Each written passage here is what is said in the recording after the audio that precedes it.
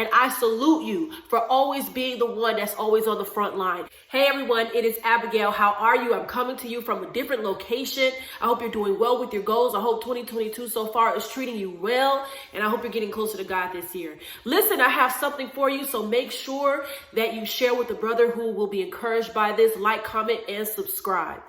All right, so I want to talk about the war in Ukraine. That's all the news right now. Russia invaded Ukraine.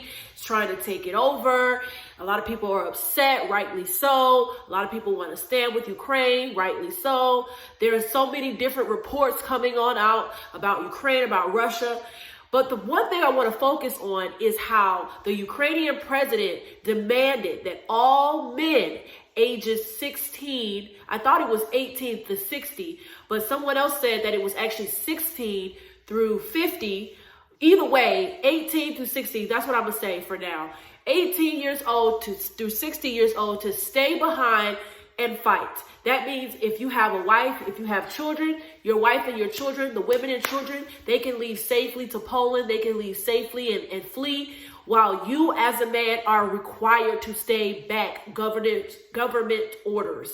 And this is not a surprise. This shouldn't be a surprise for anyone. But I want to talk about this because millions of men have enlisted in the army, and millions of men have died in the army, and millions of men have died in wars, whether they were in the army or not.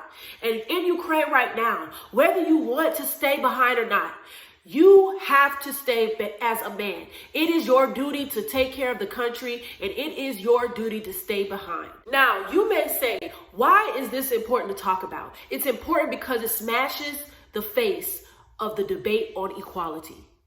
Millions of men worldwide have enlisted in armies worldwide and have died in armies worldwide. More men die in wars, more men die in combat, more men are enlisted in the army worldwide. It is a known fact that anytime there is danger, women and children are the first to be able to be rescued, and men have to be the last to be rescued, or they have to stay behind and they have to make sure that they are fighting. And we're talking about not just men enlisted in the army in Ukraine. We're talking about regular, everyday citizen men. Now they are allowed to have rifles and they're allowed to have guns, and they have to stand up and fight if the enemy comes in their territory. Now, of course, this is scary. This is outrageous. But where is the outrage? I think this is scary for these men. I think it's outrageous for these men. But I also think that these men are courageous to stay back and not defy the orders of the government and try to flee or try to leave. I think it's very courageous of them. And honestly, if a man were to flee, a lot of people would see them as a coward, even if they have every right in their mind, even if they're scared, even if they want to be with their family. See, it's nothing for a woman to feel scared and want to flee. We're okay with that. But when a man wants to feel scared and flee, we say you should stand up, you should be a man, you should take a responsibility.